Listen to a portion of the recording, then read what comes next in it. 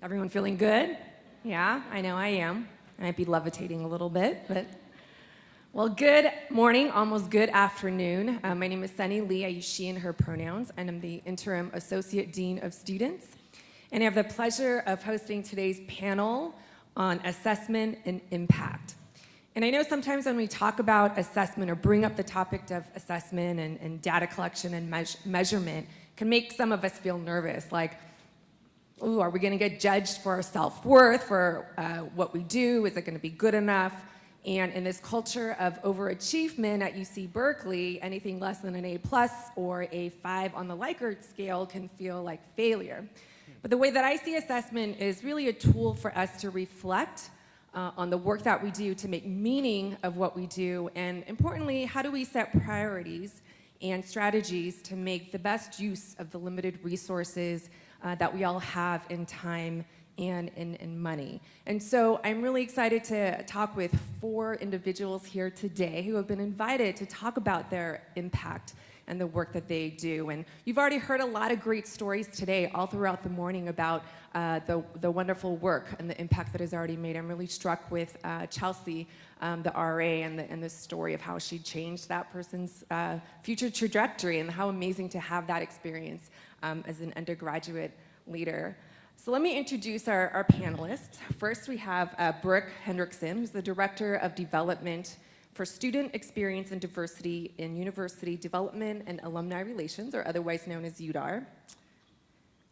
Next to Brooke, we have Evan Razors, the Assistant Director for New Student Services.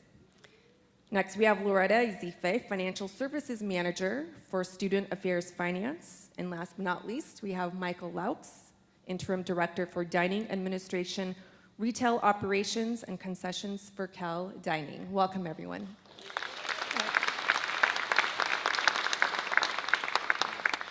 So we'll start with Brooke. Brooke, you oversee the new fundraising team in UDAR that jointly supports student affairs, equity and inclusion, and undergraduate education.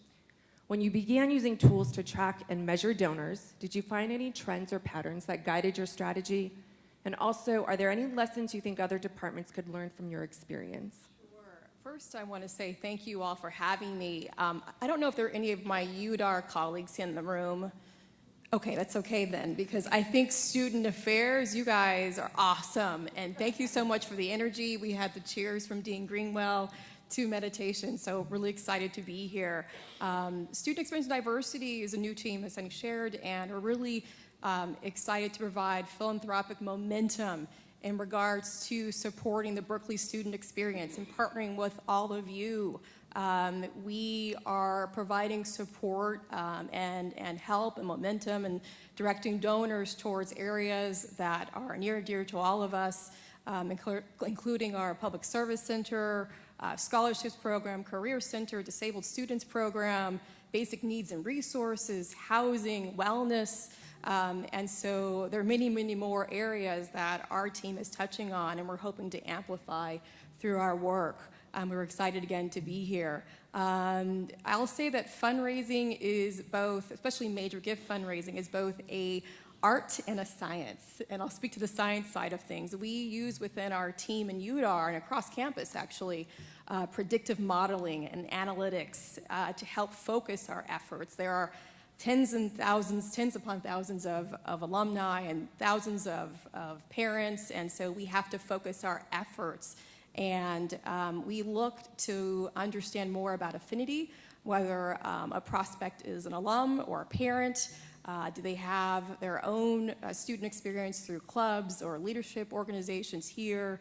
We would love to learn more about sorority or fraternity engagement. So all of that information helps focus our work and our activity for impactful support. The second part of your question was lessons learned? Or? Yes, lessons do you think other departments could learn from your experience? Yeah, I think we all could share lessons. A question that I ask myself often is, how do we know that we are making progress towards our goals, right? And so we think about, or we think in our gut that we're making progress, or we use intuition sometimes, or we have accolades from donors, and those things are great. But we need to also have measurable, quantifiable actions related to our goals. And we do that through accounting for visits and meetings and conversations with donors and prospects that we actually track real time to show and illustrate to our leadership that we are moving towards our progress and our goals. Great, thank you, Brooke. Next question is for Evan. Evan, New Student Services focuses on measuring impact by measuring student learning outcomes. What is a student learning outcome, and why is it important to measure it? And what do you learn from this data? Great. Again, good morning, everybody. Excited to be here. A student learning outcome at its core is really measuring what a student should get out of interacting with a program, a staff member, a department in general. And as student affairs, our focus really is serving students and making sure that they are able to, that we are providing services that meet their needs. Why we do it is to hold both ourselves accountable, make sure that we are doing what we say we're doing and providing those needs, as well as providing evidence to others, particularly in limited budgets and some of those pieces, proving that we are providing those services. What our office learns from it, one example from our programmatic survey from our first year of Golden Bear orientation, one of our programs is Bear Pact, where we focus on sexual assault education, mental health, and those pieces. And one of our hopes in our student learning outcomes is that students walk away with tangible tools to intervene in a situation, should they find themselves in one. So of our data, of students who indicated that they faced a situation where they were concerned for either their or a friend's safety, 80% of our students that participated in GBO and went through this program were able to effectively apply strategies that they learned.